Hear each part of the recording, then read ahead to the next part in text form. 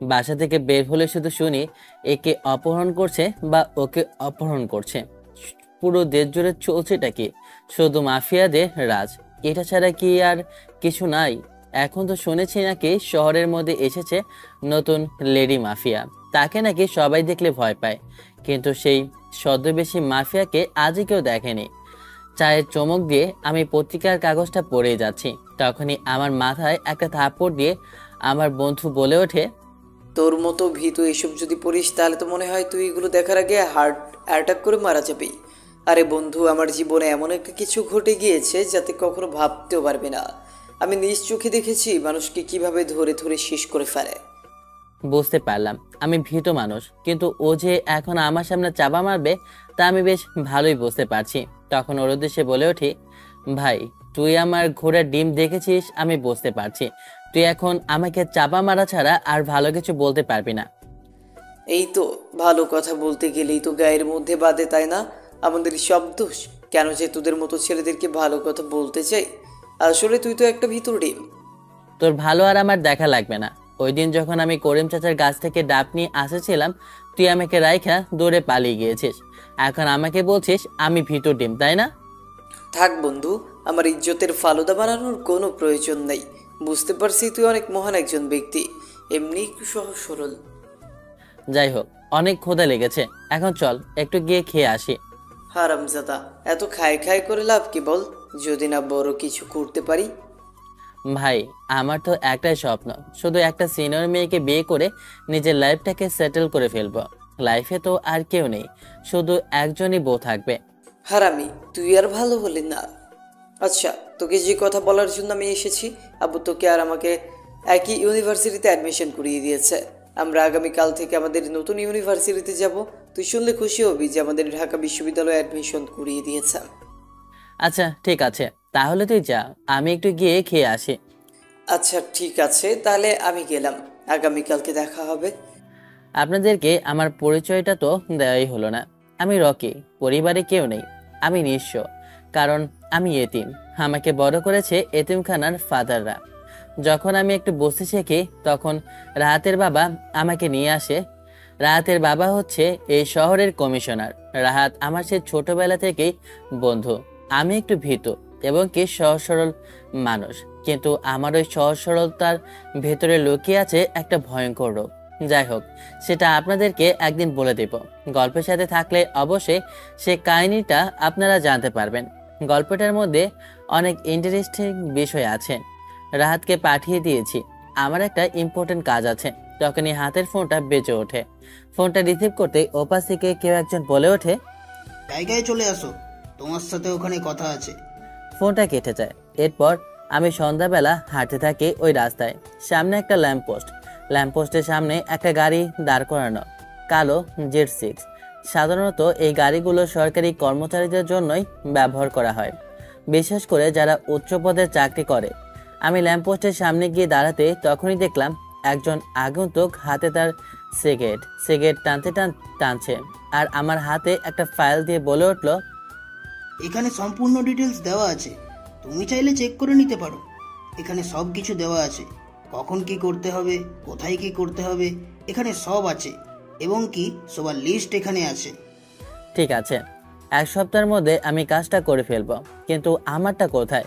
আগন্তুক ব্যক্তিটা আমার হাতে এক বান্ডিল টাকা দিয়ে বলে ওঠে, তোমার জন্য এতটুকু বরাদ্দ করা হয়েছে, এটা নিয়ে এই কয়দিন তুমি চালাও, পরে না হয় তোমাকে আরও দেওয়া হবে। এটা এখন আপাতত তোমার কাছে রেখে দাও। লোকটা তার হাতের সিগারেটটা আমার হাতে দিয়ে আর ফাইল আর বান্ডিলটা দিয়ে ওখান থেকে গাড়িটা নিয়ে চলে যায়। আমি শুধু একদৃষ্টিতে ওনার চলে যাওয়ার দিকে তাকিয়ে রইলাম। সিগারেটটা একটা টান দিয়ে হাঁটা তুললাম। যে ছেলেটা কখনো সিগারেট খায় না সে প্রথমে একটা সিগারেট টানলো। প্রথমে একটা কাশি দিলাম, এরপরে তার কেশে আবার টান দিলাম। সিগারেটের ধোঁয়া যেন সব দুঃখ কষ্ট মিলিয়ে যাচ্ছে। এই আকাশের ধূসর বাতাস যেন আমাকে বয়ে যাচ্ছে। আমার ওই হৃদয়টাকে টানে সিগারেটের বাতাসটাকে। মুচকি একটা হাসি দিয়ে আমি আমার বাসায় চলে আসি। বাসায় কেউ নেই, শুধু আমার মা বাবার দুটো ছবি। ছবি দুটায় হাত বুলিয়ে কিছুক্ষণ কান্না করি, কারণ আমি যে সবসময় আমার মা বাবাকে কাছে পেতে চাইতাম। সবসময় বলতাম তারা যেন আমার কাছে থাকুক, আমাকে ভালোবাসো, কিন্তু সেই কপাল আমার আমার আর নেই। মা বাবার এই ছবিটাকে বুকে জড়িয়ে ধরে আমি ঘুমিয়ে পড়লাম। শহরের মেয়র, তার এখন লাশ আমার পায়ের নিচে। কত ছটফটানি না করেছে, কিন্তু রক্ষা সে পেল না। তাকে আমি ওপরে পাঠিয়ে দিয়েছি। অনেক মুরগির মতন লাফালাফি করছিল, একেবারে দিয়ে দিয়েছি, আর করতে পারবে না। তখনই একটা গাড়ি আমার সামনে আসে। গাড়ি থেকে নেমে আসে স্যুট বুট পরা একটা ভদ্রলোক। রানী, তোমার জন্য একটা কাজ আছে। কাজটা করতে পারলে তুমি পাবে অনেক টাকা, বলতে গেলে কোটি কোটি টাকা। এত টাকা পাবে তুমি কখনো জীবনে দেখোনি। এই টাকার জন্য আমি আজকে এমন হয়েছি, যে টাকার জন্য আমি হয়েছি এখন দুনিয়ার কাছে জঘন্যতম একজন অপরাধী। তাই টাকার জন্য আমি সব কিছুই করতে পারি, কারণ টাকার জন্য আমার বাবা আমার মাকে বিক্রি করে দেয় পতিতালয়। তাই নিজের হাতে বাবাকে মেরে আমি চলে গিয়েছি থানায়। ওখান থেকে বের হওয়ার পর বুঝতে পারলাম দুনিয়াটা কতটা কঠিন।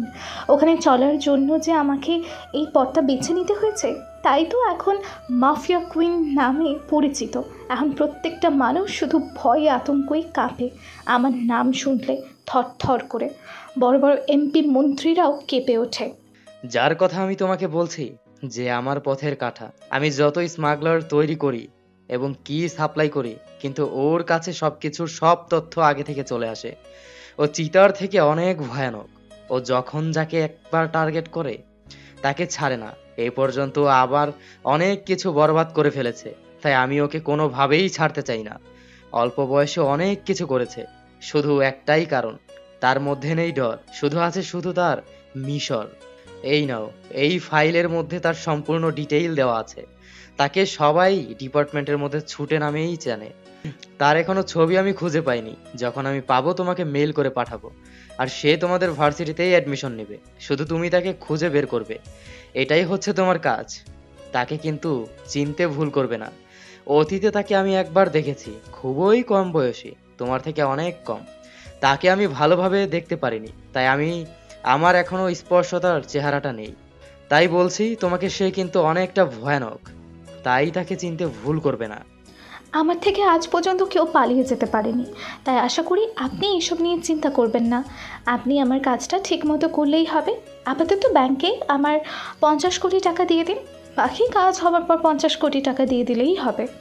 তোমাকে আমি সম্পূর্ণ টাকা দিয়ে দিলেও আমার কোনো সমস্যা নেই, কারণ এটাই, তুমি আমার খুব পুরনো বিশ্বস্ত একজন মানুষ। তাই আমি তোমাকে দিয়ে সব কাজ করিয়ে থাকি। ঠিক আছে মেহরাব সাহেব, আপনি তাহলে থাকুন। আর এইসব কিছু যেন 2 দিনের মধ্যে একদম ক্লিয়ার হয়ে যায়। আমার নামে যত রিপোর্ট আছে আমি সব কিছু তুলে ফেলুন। লেডি মাফিয়া ওখান থেকে চলে যায়, আর আমি শুধু হাসতে লাগলাম। লেডি মাফিয়া ভাবছে ও শুধু আমার কাজটা করলেই বেঁচে যাবে। কখনোই না। আমি তাকে যার কাছে পাঠাচ্ছি সেও তাকে শেষ করে ফেলবে। কারণ তাকে তুই ছোট মনে করিস না, সে অনেকটা ভয়ানক। সে এই মাইন্ড গেমের রাজা, যাকে আমি নিজে আজ 10টি বছর ধরে খেলে শেষ করতে পারিনি। আজ তুই 2 দিনের মাফিয়া লেডি তাকে শেষ করে ফেলবি? শুটার কি আমি ভালো করে জানি, ও কখনো ওর শত্রুকে 1 মিনিটও দিনটা রাখতে দেয় না, নগদে ওখানে শেষ করে দেয়। আরে আমি তো আজকে ওই পাটা হারিয়েছি ওর জন্য। তোরা দুজনেই আমার শত্রু, তোরা দুজনেই আমার অনেক ক্ষতি করেছিস। আমি একদম উপরে পাঠিয়ে দিব। লেডি মাফিয়া, তোর জন্য আমাকে এই কালো অন্ধকার জগতে কেউ ভয় পায় না। শুধু তোর নাম শুনলে সবাই ভয় পায়। তোর নাম শুনে আমি সবকিছু করতে পারি। আমি এই কালো অন্ধকারে পুরো দেশের রাজত্ব করব আমি। ছোটবেলায় সেই ছবিটা হাত বুলিয়ে আমি কান্না করতে লাগলাম। হাদি, আমি কি তোমাকে আর কখনো ফিরে পাবো না? এই পুরো শহরটা তোমাকে খুঁজে বেরিয়েছি, তোমাকে কোথাও পাইনি। তোমার কাছে কি আমার সেই দেওয়া লকেটটা আজও আছে? আছে তোমার গলায়? আদি, তোমাকে অনেক মিস করি। তোমাকে কোথাও আমি আজও খুঁজে পেলাম না। কেন? কোথায় আছো তুমি? একবার সাড়া দাও আমাকে। ছোটবেলার কথাটা বেশ মনে পড়লো। মনে হচ্ছে আমাকে মিনা ডাকছে, বলছে তার কাছে যাওয়ার জন্য। আবার সব সময় গভীর রাতে এমনটা মনে হয়, তাই তো মাঝরাতে উঠে যায়। মিনা, সত্যি আমি তোমাকে অনেক ভালোবাসি। সে ছোটবেলায় তোমাকে যখন আমি দেখেছিলাম আমাদের সেই এতিমখানায়, তুমি তো হারিয়ে গিয়েছো, আর খুঁজে পেলাম না তোমাকে। তোমাকে কি আর কখনো খুঁজে পাবো না? তোমার দেওয়া সেই লকেটটা সবসময় গলায় জড়িয়ে রাখি, কারণ আমি মনে করি একদিন না একদিন তুমি অবশ্যই আমার কাছে ফিরে আসবে। এসব ভাবতে ভাবতে ঘুমিয়ে পড়ি। সকালবেলা ফোনের শব্দে ঘুমটা ভেঙে যায়। ফোনটা ঘুম ঘুম চোখে ধরে বলে ওঠে, হ্যালো। কিরে, তুই এখনো ঘুমিয়ে আছিস? তুই কি উঠবি না? আজকে যে আমাদের নতুন ইউনিভার্সিটিতে যেতে হবে, তুই কি ভুলে গিয়েছিস? তাড়াতাড়ি ঘুম থেকে উঠ, আমি আসতেছি। রাহাতের কথা শুনে মনে পড়ে গেল আমার আজকে সকালে ইন্টারভিউতে যাওয়ার কথা। কারণ নতুন অ্যাডমিশন করে দিয়েছে রাহাতের বাবা কমিশনার। টেবিলের ওপর থেকে মোটা ফ্রেমের চশমাটা আগে চোখে দিয়ে আমি ঘুম থেকে উঠে এরপর আগে ওয়াশরুমে গিয়ে ভালোভাবে ফ্রেশ হয়ে বের হই। রেডি হয়ে আমি নিচে আসলাম, দেখলাম রাহাত দাঁড়িয়ে আছে। আমাকে দেখে বলে ওঠে, ভাই, কয়টা বাজে এখন? তুই মাত্র ঘুম থেকে উঠে ফ্রেশ হলি, কখন খাবি আর কখন যাবি? খাওয়া দাওয়া করা লাগবে না, এমনিতেই চল। ওখানে গেলে অনেক খেয়ে ফেলবি। বুঝলাম না তোর কথা। ওখানে গেলে খেয়ে ফেলবো মানে? তুই এমনিতেও ভিতর ডিম, তোকে বললে তুই ভয় পাবি, তাই বলা যাবে না। এখন সুন্দর ছেলের মতো চলে আয়, এরপর না হয় তোকে বলবো আমি। আমি আর রাহাত দুজনে ভার্সিটিতে যাওয়ার জন্য রওনা দিলাম। আমি রাহাতের বাইকের উপর উঠলাম। রাহাত বাইকটা স্টার্ট দিয়ে ভার্সিটির উদ্দেশ্যে যেতে লাগলো। প্রায় 10 মিনিট পর ঢাকা ইউনিভার্সিটির সামনে এসে আমরা পৌঁছালাম। এরপর আমি আর রাহাত দুজনে ভার্সিটির ভিতরে প্রবেশ করলাম। ক্যাম্পাসটা অনেক সুন্দর, কিন্তু আমাদের সেই সুন্দর মুহূর্তটা ওখানে চলে গিয়েছে। কারণ দেখলাম কিছু মেয়ে মিলে কয়েকটা ছেলেকে নিয়ে র্যাগিং করছে। আর র্যাগিং করতে সামনে গিয়ে কয়েকজনকে জিজ্ঞেস করতেই বলে ওঠে, এখানে নাকি রানী আপু এই ক্যাম্পাসের ভিপি, উনি নাকি এখানে সবাইকে র্যাগিং দেয়। সামনে তাকিয়ে দেখি একটা গাড়ির উপর বসে আছে প্যান্ট শার্ট পরা একটা মেয়ে, চোখে তার সানগ্লাস, হাতে একটা লাঠি। মেয়েটাকে দেখে তো আমার এমনিতেই হাঁটু কাঁপা শুরু করে দিল। এমনিতে ভার্সিটির প্রথম দিন, তার উপর আবার র্যাগিং, সেটা আবার কিভাবে মেনে নেই? কিরে ভাই, তোকে কি বলবো? ওদের এমন অবস্থা দেখে আমার নিজেরই তো ভয় কাঁপাকাঁপি শুরু করে দিলাম। এমন অবস্থা দেখে কেউ কি শান্তিতে দাঁড়িয়ে থাকতে পারে নাকি?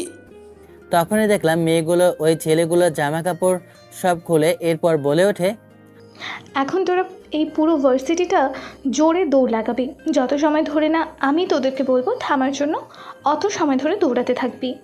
রানী দেখ, সামনে ওই দুইটা ছেলে, ওরা এখানেই নতুন অ্যাডমিশন নিয়েছে, কিন্তু পাশেই দেখ মোটা ফ্রেমের চশমা পরা ছেলেটার দিকে তাকিয়ে দেখ, অনেক কিউট। ওরা আমাদের জুনিয়র, আর তুই একটা জুনিয়র ছেলের প্রেমে পড়ে গিয়েছিস মনে হচ্ছে। দেখে যেভাবে বলছি মনে হচ্ছে তুই ক্রাশ খেয়েছিস। হরে দোস্ত, আমিও পিচ্ছি ছেলে ক্রাশ খেয়ে গিয়েছিলাম। দেখ না কি সুন্দর দেখতে, খুঁচা দাড়িতে ওকে হেব্বি কিউট লাগছে। তোর এই মন সস্তা ক্রাশ কবে যে ভালো হবে জানি না। তুই আমার মান সম্মান সব কিছু শেষ করে দিলি রে। আমি হচ্ছে ইউনিভার্সিটির ভিপি, আর তুই তার বান্ধবী হয়ে এমন। আমরা দুজন দূরে দাঁড়িয়ে আছি। তখনই আমাদের কাছে দুটো মেয়ে আসে আর আমাদের হাত দুটো ধরে মেয়েগুলোর কাছে নিয়ে যায়। মেয়ে দুইটা গাড়ির উপরে বসে আছে, দুটার পরনে জিন্স প্যান্ট আর গায়ে সাদা শার্ট। আমি আর রাহাত আমরা দুজন ওদের সামনে গেলাম। তখন আমি মেয়ে দুটোর সামনে গিয়ে বলে উঠি, জি আসসালামু আলাইকুম আপু, আপনারা আমাদেরকে কেন ডেকে নিয়ে এসেছেন জানতে পারি? চুপ কর তোরা, এখানে জানিস না নতুন এসেছিস? এখানে যে র্যাগিং হয় তোরা কি কচি খোকা নাকি? দেখে জানিস না? আসলে আপু, আমরা এখানে নতুন এসেছি, আমরা জানি না, এই বিষয়ে আমাদেরকে ছেড়ে দিন প্লিজ। তুই কেমন মাসুম সহজ সরল একটা ছেলে, তোকে দেখলেই বাচ্চা মনে করবে। আমি দাঁড়িয়ে আছি, তখনই সামনে থাকা একটা মেয়ে এসে আমাকে ধাক্কা দিয়ে ফেলে দেয়। আমি নিচে পড়ে যাই, আমার চোখের সানগ্লাসটা পড়ে যায়। মেয়েটা এত জোরে ধাক্কা দিয়েছে যে আমার শার্টের বোতামটাও খুলে যায়। ছেলেটা যখন পড়ে যায় তখন ছেলেটার গলার মধ্যে একটা লকেট আমি দেখতে পাই। গাড়ি থেকে নেমে তাড়াহুড়ো করে ছেলেটার কাছে গিয়ে হাতের লকেটটা ধরে বলি, হ্যাঁ ছেলে, সত্যি করে বলো তুমি লকেটটা কোথায় পেয়েছো? প্লিজ আপনি আমার সব কিছু নিয়ে যান, তারপরও আমার এই লকেটটা নেবেন না দয়া করে, কারণ আমি আমার জীবনের থেকেও অনেক বেশি ভালোবাসি এই লকেটটাকে। লকেটটা চিনতে আমার এক মুহূর্ত দেরি হলো না, কারণ এটা যে আমি দিয়েছি আমার সেই আদিকে। আমি যেই আদিকে আমার সামনে এইভাবে দেখতে পারবো কখনো ভাবতেও পারিনি। এমন একটা পরিস্থিতির মধ্যে এখন চলে এসেছি যে আমি ওকে আমার পরিচয়টাও এখন দিতে পারবো না। মনে মনে কতটা খুশি হয়েছে বলে মুখে প্রকাশ করা যাবে না। যখন সামনে থাকা মেয়েটাকে ঠাস করে ওর গায়ে আর কেউ হাত তুলবে না, কারণ ও এখন থেকে আমার। রানী, তুই এসব কী বলছিস? তোর মুখ থেকে এসব কথা শুনতে পারবো কখনো কল্পনাও করতে পারিনি। আমি কি আমার প্রাণকে কখনো বিশ্বাস করতে পারছি? আমি কি এখনো সত্যি কথা শুনেছি? চুপ, একটা কথা বলবি না, যা বলছি তাই। রানী কখনো আজ পর্যন্ত আমার গায়ে হাত তুলেনি, কিন্তু এই কথার কারণে সাধারণ আমার গায়ে হাত তুললো। তার মানে ছেলেটার সাথে রানীর কোনো সম্পর্ক অবশ্যই আছে। তোমার নাম কি? জি, আমি রকি। আমার পরিবারে কেউ নেই। আমি এখানে ভর্তি হয়েছি পড়াশোনার জন্য। ওর বাবা আমাকে এখানে অ্যাডমিশন করিয়ে দেয়। প্লিজ আমাকে মারবেন না। আমার কথায় মেয়েটা একটু হাসি দেয়। এরপর আমার পড়ে যাওয়া সানগ্লাসটা তুলে নিয়ে ও আমার চোখে দিয়ে বলে ওঠে, তোমাকে ইউনিভার্সিটিতে আজ থেকে কেউ কিছু বলবে না, আর হ্যাঁ, আমিও তোমাকে কিছু কখনো বলবো না। তুমি শুধু সব সময় আমার কথা শুনবে, বুঝতে পেরেছো? মেয়েটার কথায় আমি শুধু মাথা নাড়ালাম। তখন মেয়েটা আমাকে অবাক করে দিয়ে বলে ওঠে, আমার নাম রানী, তুমি আমাকে রানী বলে ডাকবে। তুমি আমার জুনিয়র, তারপরও তুমি আমাকে তুমি ছাড়া অন্য কিছু ডাকতে পারবে না, আর আমার নাম ধরে ডাকবে, বুঝতে পেরেছো? আর একটা কথা, পুরো কেটে জুড়ে বলছে, কোনো মেয়ে তোর দিকে তাকাবে না, ওর দিকে নজর দেবে না, কারণ ও আমার, আমি ওকে ভালোবাসি। মেয়েটার এমন কথায় আমি মোটেও প্রস্তুত ছিলাম না যে হঠাৎ প্রথম দেখায় মেয়েটা আমাকে ভালোবেসে ফেলেছে। এই কেমন মেয়েটার পাগলামি। তোমরা দুজন ক্লাসে যাও। রকি আর সামনে থাকা ছেলে দুটো, ওরা দুজনেই ক্লাসের দিকে চলে যায়। তখন আমার সামনে নেহা এসে বলে ওঠে, আজ পর্যন্ত কোনো ছেলেকেই তুই অনুমতি দিলি না তোকে তুমি বা নাম ধরে ডাকার জন্য, কিন্তু এই ছেলেটাকে সবার সামনেই বলে দিলি তুই ভালোবাসিস। তার কারণটা জানতে পারি? যার জন্য আজ প্রায় প্রতিটি বছর আমি অপেক্ষা করেছি, সেই মানুষটাকে আমি খুঁজে পেয়েছি। তুই কি বুঝতে পারছিস কেন আমি এমনটা করেছি? আজকে আমি কেন এতটা খুশি? তার মানে তুই এত বছর ধরে যার অপেক্ষায় ছিলি সেই ছেলেটাই হচ্ছে এই ছেলেটা রকি? একদম ঠিক ধরেছিস, সেই ছেলেটা যাকে আমি এত বছর ধরে মনে রেখেছি। কেউ আমাকে মনে রেখেছে, না হলে আমার দেওয়া সেই লকেটটা আজও তার গলায় কেন? তাহলে তুই তাকিয়ে তোর আসল পরিচয়টা দিলি না কেন? আমি এমন পরিস্থিতিতে ওকে যদি বলতাম আমি তার সেই পুরনো দিনের ভালোবাসা, তাহলে কি সে কখনো এই কথাটা মেনে নিত? আমি ওর কাছে এখন ধীরে ধীরে ভালো হব, তারপরও সব কিছু খুলে বলবো, সব সত্য কথা। মেয়েটা তোর সাথে এমন করলো কেন বুঝলাম না। মেয়েটার সম্পর্কে যতটুকু আমি শুনেছি, মেয়েটা খুবই ডেঞ্জারাস, কখনো কাউকে ছাড়ে না, আর তোর সাথে এমন ব্যবহার করলো শুনে আমি খুবই অবাক হলাম। আমি তো নিজেও জানি না, কিন্তু মনে মনে ভাবতেছি মেয়েটা আমার লকেট দেখে কেমন জানি না আত্মহারা হয়ে গিয়েছে। কেন এমন করছে বুঝতে পারলাম না। আমাকে অবাক করে দিচ্ছে মেয়েটা, সবার সামনে বললো তোকে ভালোবাসে। এখন তোর কি হবে? এমন একটা গুন্ডি মেয়ে তো তোর জীবনকে এখন শেষ করে ফেলবে। এখন এসব ভেবে লাভ নেই, চল আগে ক্লাসে যাই, ক্লাসটা শেষ করি, এরপর না হয় দেখা যাবে। আর যাই বলিস না কেন, ওর পাশের বান্ধবীরাকে কিন্তু আমার বেশ ভালো লেগেছে। যদি পারিস ওর বান্ধবীর সাথে আমাকে একটু পরিচয় করিয়ে দিস, তাহলে ওর সাথে একটু কথা বলতে পারবো। সেই রোম্যান্টিক। আসলে আমার অনেক ইচ্ছে সিনিয়র মেয়েদের সাথে কথা বলার, কারণ সিনিয়র মেয়েদের প্রতি তোর মতো আমারও একটা দুর্বলতা আছে। রাহাতের কথায় আমি একটা মুচকি হাসি দিলাম। এরপর ক্লাস শেষ করে আমরা দুজন বের হলাম। তখনই একটা মেয়ে এসে আমার কাছে বলে ওঠে, হ্যালো, তোমাকে তো ইউনিভার্সিটিতে আগে দেখিনি, তুমি কি এখানে নতুন এসেছো? জি, আমরা এখানে নতুন অ্যাডমিশন নিয়েছি আপু। তুমি আপু বলে ডাকছো কেন? আমি দেখেছি তুমি আমার সাথে একই ডিপার্টমেন্টে, তাহলে আপু বলে ডাকার কি দরকার? এখন থেকে তুমি বলে ডাকবে।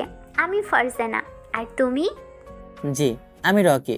মেয়েটার সাথে আরও কিছু কথা বলে মেয়েটাকে বিদায় জানিয়ে আমি আর রাহা দুজনে বাসার উদ্দেশ্যে রওনা দিলাম। বাসায় আসতে হাতের ফোনটা বেজে ওঠে। আজকে তোমার যার সাথে দেখা হয়েছে, যার সাথে কথা হয়েছে, সে তোমার মিশন। তাকে তুমি যেভাবেই হোক তোমার প্রেমের জালে ফেলে আমাদের হাতে তুলে দিবে, এটাই হচ্ছে তোমার কাজ। আর এই ছাড়া তোমার আর কোনো কাজ নেই। তাহলে তো আমার আর কোনো কাজ করাই লাগতো না। মেয়েটা তো এমনিতে আমার প্রতি দুর্বল হয়ে গেল, তাহলে আর কয়েকদিনের ভেতরেই কাজটা হয়ে যাবে, শুধু ওয়েট করুন। কথাটা বলে কলটা কেটে দিয়ে এরপর আমি শুয়ে পড়লাম। বাসায় এসে ভাবতেছি যে ও আমাকে কি মেনে নেবে। ও যদি জানতে পারে আমি হচ্ছে কি এই শহরের মাফিয়া কুইন, তাহলে কি ও আমাকে কখনো মেনে নেবে? না, তাহলে ওর কাছে কখনো আমি আমার সত্যটা বলবো না। আমি ভালো হয়ে যাব, তাকে নিয়ে চলে যাব অনেক দূরে, আমি আর এই শহরে থাকবো না। তখনই হাতের ফোনটা বেজে ওঠে। ফোনটা রিসিভ করতে তখন ওপার থেকে মেহরাব সাহেব বলে ওঠে, তোমার কাজ কত দূর হলো? তাকে কি এখনো ধরতে পেরেছো? তাকে কিন্তু আমি জিন্দা না, একদম মৃত দেখতে চাই। হাতের কাজ করে দিয়ে আমি এখান থেকে চলে যেতে চাই। আমি আর এই কাজে থাকতে চাই না, কারণ আমি যাকে চাই তাকে আমি পেয়ে গিয়েছি। তুমি হচ্ছ এই অন্ধকার শহরের কোয়েল। তোমার পথে সবাই উঠে, তোমার কথা সবাই বসে, এবং কি আমারও সাধ্য নেই তোমাকে বাধা দেওয়ার। তোমার যা ইচ্ছে তুমি তাই করবে। কথাটা বলে মাফিয়া কুইন কলটা কেটে দেয়। কি ভেবেছো কুইন, তোমাকে আমি ছেড়ে দিব? এমনিতেই চলে যেতে দিব না। তোমাকে মেরে তো আমি এই পুরো রাজ্যটা নিজের দখলে করব। তখন আমার বিশ্বস্ত সেই লোকটাকে কল করি। ফোন করতে, ফোনটা রিসিভ করতে আমার বিশ্বস্ত লোকটা বলে ওঠে, বস, আপনি চিন্তা করবেন না, কুইনকে আমি ওর রাস্তা থেকে সরিয়ে দেব। আমি শুধু সুযোগের সৎ ব্যবহারের জন্যই অপেক্ষা করছি। শুধু একবার পাই, তখন দেখবেন ওকে আমি শেষ করে দেব। এরপর আমি হয়ে যাব এই স্থানের কুইন। সকালবেলা ঘুম থেকে উঠে ফ্রেশ হয়ে ভার্সিটি যাওয়ার উদ্দেশ্যে রওনা দিলাম। তখনই রাহাতের কল। ফোনটা রিসিভ করলাম। তখন ও পাশ থেকে রাহাত বলে ওঠে, কিরে, তুই এখনো কি ঘুম থেকে উঠিস নাই নাকি? আমি তো বাইরে দাঁড়িয়ে আছি গাড়ি নিয়ে। তুই কোথায়? তাড়াতাড়ি আয়। তুই অপেক্ষা কর, আমি আসতেছি। কথাটা বলে আমি বের হলাম। বের হয়ে আমি রাহাতের বাইকে উঠে বসলাম। যার সময় মাঝ রাস্তায় দেখতে পেলাম খবরের মধ্যে বলতেছে যে শহরের মেয়রকে কেউ যেন মেরে রাস্তার মাঝখানে ফেলে দিয়েছে। কথাটা সবাই বলা বলি করছে। তখন রাহাত আমাকে বলে ওঠে, আব্বু অনেক চিন্তায় আছে, কারণ আব্বুর উপরে অনেক প্রেশার যাচ্ছে। শহরের মেয়রকে নাকি কে মেরে ফেলেছে। আমি শুনেছি মেয়র নাকি এতটা ভালো ছিল না। ওর নাকি অনেক লোকের সাথে ঝামেলা ছিল। তার থেকে বড় কথা, লোকটা গরিবের হক মেরে খেয়েছে। অনেক মানুষের ঘরবাড়িও নিজে কেড়ে নিয়েছে। আমিও বলি, এমন লোকের সাথে এমনটাই হওয়া উচিত, না হলে ওরা কখনোই শুধরাবে না। এটা একদমই ঠিক না, কারণ এসবের জন্য আমাদের আইন আছে। আইন ওদেরকে শাস্তি দেবে। ওদেরকে আইনের আয়ত্তে রাখা দরকার। তাদের দায়িত্ব আইন নিজের হাতে তোলা একদমই উচিত না। তুই আবার কবে থেকে কিভাবে আইনের কথা মেনে চললি? তোকে তো কখনো দেখিনি এভাবে হাবাকবার মতো কখনো চলতে। তাহলে এত আইনের কথা কোথা থেকে বলছিস? মাঝে মধ্যে আব্বুর সাথে যেতে যেতে তুই কি আব্বুর মতো হয়ে গিয়েছিস নাকি? রাহাতের কথায় একটা মুচকি হাসি দিলাম। এরপর রাহাত বাইকটা নিয়ে ভার্সিটির সামনে চলে যায়। রাহাতের উদ্দেশ্যে বলে ওঠে, আচ্ছা তুই ভার্সিটির ভিতরে যা, আমার একটু কাজ আছে, আমি আসতেছি। কথাটা বলে আমি ওখান থেকে হাঁটা ধরি। ওর আবার কি হলো? কোথায় আবার কাজ আছে? রকি তো চলে গেল। আমি ক্যাম্পাসের ভেতর প্রবেশ করলাম, তখনই দেখলাম ওই গুন্ডি মেয়েটা আমার সামনে এসে আমাকে বলে ওঠে, ওই তোর বন্ধু কোথায়? আমার বান্ধবী তোর বন্ধুকে ডাকতে, তোর বন্ধুকে নিয়ে আয়। আমার বন্ধু রকি তো একটু বাসায় গিয়েছে কাজে, আবার আসবে কিছুক্ষণ পর। তোর বন্ধু চলে গিয়েছে মানে? তাহলে তুই চল, গিয়ে ওকে উত্তর দিবে। কি গুন্ডি মেয়েরে বাবা! মেয়েটা আমার শার্টের কলার ধরে ওখানে নিয়ে যায়। আমার তো এখনই হাত পা কাঁপা শুরু করলো মেয়েটাকে দেখে। এই যে ছেলে, তোমার বন্ধু কোথায়? জি আপু, আমার বন্ধু একটু বাসায় গিয়েছে। আমাকে তুমি কোনো আপু না, এখন থেকে ভাবি বলে ডাকবে, বুঝতে পেরেছো? আর তোমার বন্ধু রকিকে বলবে আমার সাথে দেখা করতে। আচ্ছা ঠিক আছে। তখন আমার উদ্দেশ্যে বলে ওঠে, তোমার নাম কি? যেভাবে আমি রাহাত। শোনো রাহাত, ক্যাম্পাসের মধ্যে কেউ যদি তোমাকে কিছু বলে তাহলে আমার নাম বলবে যে আমি হচ্ছে কি তোমার ভাবি। তাহলে দেখবে ক্যাম্পাসের মধ্যে কারোর সাহস হবে না আর তোমার উপর কথা বলার। কথাটা বলে ওখান থেকে মেয়েটা চলে যায়। আমি তো ভয়ে শরীরটা কাঁপতে কাঁপতে ক্যাম্পাসের ভেতর প্রবেশ করলাম। গাছের নিচে বসতেই একটা মেয়ে কাঁধে হাত দেয়। ভয়ে আমি আটকে উঠলাম। তখনই মেয়েটা বলে ওঠে, কি হলো? এমন ভয় পেয়েছো কেন দেখি? কিছু হয়েছে নাকি? এমন ভয় পেলে কেন? আরে বলো না, আমার বন্ধু রকি আছে না, ওর প্রেমে পড়ে আছে ওই সিনিয়র মেয়েটা। মানে তুমি কি বলছো? তোমার কথা তো আমি বুঝতেই পারছি না। তার পিছনে পড়ে আছে কে? ওই যে ক্যাম্পাসের গুন্ডি মেয়েটা, রানী নামের যে মেয়েটা, ইউনিভার্সিটির মেয়েটার কথাই বলছি। ও তো অনেক ডেঞ্জারাস। রাহাত ভার্সিটি চলে যায়। আমি একটা কাজের জন্য ওখান থেকে চলে আসি। হাতে একটা ব্যাগ আছে, কি আছে বলা যাবে না। ব্যাগটা নিয়ে আমি সামনে যাচ্ছিলাম। এখন আমি ভার্সিটির বাইরে। তখনই কিছু ছেলে আমাকে সামনে দাঁড় করিয়ে বলে ওঠে, কিরে, শুনলাম নাকি তোকে নিয়ে অনেক কেয়ার করছে আমাদের ভার্সিটির বিপি। ভাই শুনছি তো এই পিচ্চি ছেলের প্রেমে পড়েছে আপনাদের রানী, যে কিনা পুরো ভার্সিটির ক্রাশ। কিরে, তোর মধ্যে এমন কি আছে রে যার জন্য আমাদের মধ্যে নেই, যার জন্য এমন একটা রানী তোর কপালে জুটেছে? ছেলেগুলো কথা বলতে বলতে আমাকে ধাক্কা দিতে লাগলো। আমি ওদের উদ্দেশ্যে বলে উঠি, ভাইয়া আপনারা এমন কেন করছেন? আমি তো কিছু জানি না, আমি তো সাধারণ একজন মানুষ। কিরে, কিছুই বুঝতে পারছি না। মনে করেছিস তোর সামনে সাধারণ সহজ সরল মানুষের ভিতর কত কিছু যে লুকিয়ে আছে আমরা দেখতে পাচ্ছি। ভাইয়া আপনারা কি সব বলছেন? আপনাদের কথা তো আমি বুঝতেছি না। আমি তো এখনো ভার্সিটিতে যাইনি, আপনারা আমার সাথে এমন করছেন কেন? চুপ শালা, তোর মতো এমন কত যাওরা আমি সোজা করেছি তার কোনো হিসাব নেই। ভাই, আপনার ক্লাসের দিকে ও নজর দিয়েছে, ওকে ওকে কি করা উচিত বলে দেন। আরে কি বলবো রে, ও কি আমাকে ভালো করে চেনে? ছেলেগুলোর থাপ্পড়ে আমার নাক দিয়ে রক্ত পড়তে লাগলো। আমার মোটা ফ্রেমের চশমাটা খুলে পড়ে যায়। তখন চশমাটা উপরের পা দিয়ে চশমাটাই ভেঙে ফেলে রতন নামের ছেলেটা। শোন, আমার বাবা এই শহরের এমপি। আমার বাবা চাইলে সব কিছুই করতে পারে। তোকে শেষবারের জন্য ওয়ার্নিং দিচ্ছি, তুই ভার্সিটিতে ঢুকবি না, না হলে তুই জিন্দা থাকবি না। বস কি বলছে কানে মন দিয়ে শুনে নে। এই চল এখান থেকে, ওকে আমরা দ্বিতীয়বার যদি ভার্সিটিতে দেখি তারপর দেখে নিব। আমি একটা কথা শুনেছি দোস্ত, আমি মাত্র দেখে আসলাম যে রাজু আর রতন সহ রকিকে মেরেছে অনেক। কথাটা শোনা মাত্রই আমার মাথায় যেন রক্ত চেপে বসলো। তাই আমি রাজুর কাছে গেলাম। ওরা অবশ্য এখনও আমার আসল পরিচয় কেউ জানে না। আমি যে এই শহরের মাফিয়া কুইন। তুই ওর গায়ে হাত তুলেছিস কেন? কারণ আমি তোকে ভালোবাসি আর তুই ওকে ভালোবাসিস, সেই জন্য আমি ওকে মেরেছি। আমি চাই না আমার ভালোবাসার মাঝে কেউ আসুক। ভাবি, ভাইয়া কিন্তু ঠিক বলেছে। আপনি যেমন সুন্দরী এবং কি আপনার যেমন সাহস, আপনি পুরো ভার্সিটিটা চালান। আর আমাদের বসকে দেখুন, আমাদের বসে এই শহরের আগামী পরবর্তী এমপি হবে।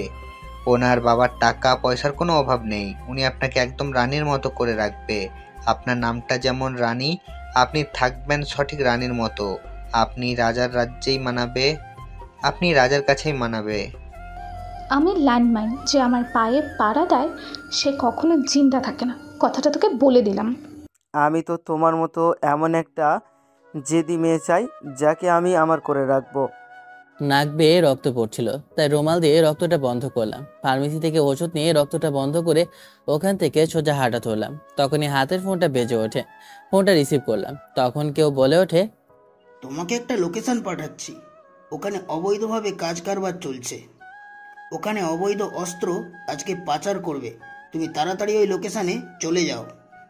আপনি আমাকে লোকেশনটা পাঠিয়ে দিন আর টিমকে দ্রুত বলবেন ওখানে উপস্থিত হওয়ার জন্য। আমি গিয়ে অ্যাকশন শুরু করছি। তুমি ওখানে যাও, আমি আগে থেকেই তোমাকে প্রোটেকশনের জন্য পুলিশ পাঠিয়ে দিচ্ছি। ওখানে অফিসারকে আমি বলে দিচ্ছি সব কিছু। আপনারা হয়তো এখনো কেউ কিছু বুঝতে পারছেন না, তাই তো? তাহলে আমি আপনাদেরকে সবকিছু খুলে বলি। ছোটবেলা থেকে আমি অনাথ আশ্রমে বড় হয়েছি। আমার যখন একটু বোঝার বয়স হয়েছে তখন আমি আশ্রমের বাজারের জন্য গিয়েছিলাম। ওখানে ওই সময় আমার সাথে একটা মেয়ের দেখা হয়। সেই মেয়েটার নাম ছিল মিনা। তার বাবা ভালো ছিল না, তার বাবা তাকে সবসময় মারতো। তাই মিনাও আমার সাথে একসাথে থাকতে শুরু করে। একদিন বৃষ্টির সময় প্রচুর পরিমাণ বৃষ্টি হচ্ছিল আর আশ্রমে খাবারও ছিল না, তাই আমি বাইরে খাবার কেনার জন্য গিয়েছিলাম। তখনই রাহাতের বাবাকে দেখলাম কেউ মারার জন্য গুলি নিয়ে আসে। রাহাতের বাবা অনেকটা আহত অবস্থায় পড়ে আছে, উনি উঠতে পারছে না। তখন আমি কি করব কিছুই বুঝে উঠতে পারছিলাম না। তাই আমি পাশে থাকা একটা রড খুঁজে পেলাম। রডটা নিয়ে আমি পেছন দিকে ওই লোকটার পেছন দিয়ে দেই। লোকটার পেছনে ঢুকে পেটের উপর দিয়ে বের হয়ে যায়। লোকটার সঙ্গে সঙ্গে ওখানে মারা যায়। তাই আমাকে ওই সময় রাহাতের বাবা ওখান থেকে ওনার কাছে নিয়ে যায়। ওখান থেকে আমি কিছুদিন পর যখনই যাই তখন জানতে পারি মিনা আর নেই, কোথায় জানি ও হারিয়ে গিয়েছে। এটা জানার পর আমার যেন আকাশ পাতাল সবকিছু তছনছ হয়ে যাওয়ার মতো অবস্থা। তাই আমাকে রাহাতের বাবা ওনার কাছে নিয়ে যায় আর উনি নিজে আমাকে ট্রেনিং দিয়ে আজকে মস্ত বড় একজন অফিসার বানায়। হ্যাঁ, শহরের মধ্যে সব থেকে বড় অফিসার, যাকে সবাই শুটার বলে ডাকে। আমি সেই শুটার অফিসার। আমার ভয়ে বড় বড় ক্রিমিনালও পালায়। আমি সেই মানুষ। আমাকে কমিশনারের দায়িত্ব দিয়েছে মাফিয়া কোনকে ধরার জন্য, এবং কি আমাকে দেখিয়েও দিয়েছে। কিন্তু সব থেকে অবাক করা বিষয় হচ্ছে মাফিয়া কুইন নিজে আমার প্রেমে পাগল হয়ে আছে। এমনটা হওয়ার কখনো কথা না। মাফিয়া শহরে কখনো কাউকে কেউ ভালোবাসতে পারে না। তাহলে এমন রহস্য কেন সেটাই আমি বুঝতেছি না। কেন জানি না আমার সাথে এমন একটা মাইন্ড গেম খেলা হচ্ছে। এসব ভাবতে ভাবতে ওদের ডেরায় আমি পৌঁছে যাই। ওখানে গিয়ে দেখি সবাই অস্ত্র নিয়ে ঘাটাঘাটি করছে, সবগুলো অবৈধ অস্ত্র। তাই আমি ব্যাগ থেকে পিস্তলটা বের করে ওদেরকে গুলি করে সবাইকে মেরে ফেলি এবং কি ওখানে আগুন ধরিয়ে দিয়েছি। এর মধ্যে পুলিশ অফিসাররা চলে আসে, এসে ওদের লিডারকে ধরে নিয়ে যায়। আমি ওখান থেকে সোজা বাসায় চলে আসি। আর ভার্সিটিতে যাওয়া হলো না। মিশনটা করতে অনেকটা রিস্ক হয়েছে, গুলি খেতে খেতে বেঁচে গিয়েছি। তারপরও সব শালাকে মেরে ওখান থেকে চলে এসেছি। আজকে প্রচুর পরিমাণ রাগ হচ্ছে, কারণ ওর কত বড় সাহস আমার প্রিয় মানুষটার উপরেও হাত তোলে। ওর কলিজাটা ছিঁড়ে আমি খাবো। তখনই হাতের ফোনটা বেজে ওঠে। ফোনের স্ক্রিনে তাকিয়ে দেখি কেউ না, মেহরাব সাহেব। কি করছো কি? তুমি এখনো কি কোনো অ্যাকশন নিতে পারছো না? ওকে কি তুমি এখনো ধরতে পারছো না? তুমি এখনো ওকে কিছু করতেছো না কেন? আপনি এখনও ওর একটা ছবি আমাকে পাঠাতে পারেননি? তাহলে আমি কি করে ওকে ধরবো? ওকে আমার লোকেরা চিনে ফেলেছে। এখন শুধু একটা ছবি প্রিন্ট করে তোমাকে আমি মেইল করে পাঠাবো, সাথে সাথে ওকে তুমি মেরে ফেলবে। ও আমার সবগুলো অস্ত্র সব শেষ করে ফেলেছে। সবগুলো অস্ত্রতেও আমার আগুন ধরে দিয়েছে। ওকে তুমি জিন্দা ছাড়বে না, ওকে শেষ করে দাও। আপনি চিন্তা করবেন না, ওকে আমি শেষ করে দেব। এটা নিয়ে আপনার চিন্তা করা লাগবে না। এই রানী যে একবার মিশন নেয়, সেই মিশন কখনো অপূর্ণ রাখে না। কে কল করেছে? মেহরাব সাহেব কল করে বলল সেটাকে মারার জন্য। তুই ওখানে সব কিছু রেডি করে রাখ। ওকে পাওয়া মাত্রই আমি ওখানে গুলি করে মেরে ফেলবো। আর হ্যাঁ, একটা কথা, আমি রকি নামের ছেলেটাকে অনেক বেশি ভালোবাসি। ওকে নিয়ে আমি অনেক দূরে চলে যাব। আর থাকতে চাই না এই কালো অন্ধকার জগতে। রানী কথাটা বলি ওখান থেকে চলে যায়। তুই কী ভেবেছিস তুই এখানে থেকে চলে যাবি? তোকে এই অন্ধকার জগতে সবাই কুইন নামে জানে, আমাকে কেউ চেনে না। শুধু তোর কথাই সবাই বলে। তুই চলে যাবি, তারপরও রাজত্ব তৈরি থেকেই যাবে। আমার কখনো হবে না। আমি যদি তোকে সবার সামনে শেষ করে দিই, তাহলে তো সব কিছুই আমার। এই কুইনকে মারার ক্ষমতাও কারণই, কিন্তু আমার আছে, কারণ আমি যেই তার পেছন থেকে ছুরি মারবো। ল্যাম্পপোস্টের সামনে দাঁড়িয়ে আছে, তখনই দুটো ছেলে আসতেছে আমার পরনের নিকট, আর হাতে হাতে জ্বলন্ত সিগারেট। তখনই ছেলে দুটো মদ্যপান করতে করতে আমার দিকে তাকাতেই ওরা নিজেরা বলে ওঠে, ভাই তুই এত চিন্তা করিস কেন? আমরা দুজন তো ওর আন্ডারে কাজ করি, উনি তো আমাদের বস। আমরা গিয়ে বলি তাহলে আমাদেরকে আমাদের পজিশনটা একটু উপরে দিয়ে দিবে। তুই ঠিক বলেছিস, আমার পজিশন যদি উপরে যায়, যাক, তখন আমি আমার বাবার থেকে অনেক বড় নেতা হয়ে যাব। তখন আমি ওই মেয়েটাকে নিয়ে যেতে পারবো, আর কোনোভাবেই থাকবে না। রতন আর রাজু ছেলে দুটো আমার দিকে এগিয়ে আসে এবং ল্যাম্পপোস্টের সামনে এসে আমার সামনে মাথা নিচু করে বলে ওঠে, কুইন, আমরা আপনার আন্ডারে কাজ করি। দয়া করে আপনি আমাদেরকে আমাদের পজিশনটা একটু হাই লেভেল করে দেন। আপনি যা চান তাই হবে। আমরা জানি আপনি পুরো শহরটাকে কন্ট্রোল করেন, আপনার আন্ডারে অনেক হাজারো লোক কাজ করে, কিন্তু তারা আমাদের থেকেও অনেক ফাইলে ফেলে আছে। তাদেরকে একটু শুধু লেভেলটা বাড়িয়ে দিন, তাহলে আমরা আপনার একটু। ওদেরকে কোনো কথা বলতে না দিয়ে আমি দুইটা লাথি দিয়ে নিচে ফেলে দিই। তখন আমরা দুটাই বলে ওঠে, বস, আপনি আমাদের সাথে এমন করছেন কেন? আমরা তো আপনার সাথে কাজ করি, আমরা তো আপনার কৃতদাস। তোদের মতো এমন হাজারো কিছু লোক আছে যারা আমার আন্ডারে কাজ করে, তারা আমার অনুগত, কিন্তু তোরা আমার জানের গায়ে হাত তুলেছিস।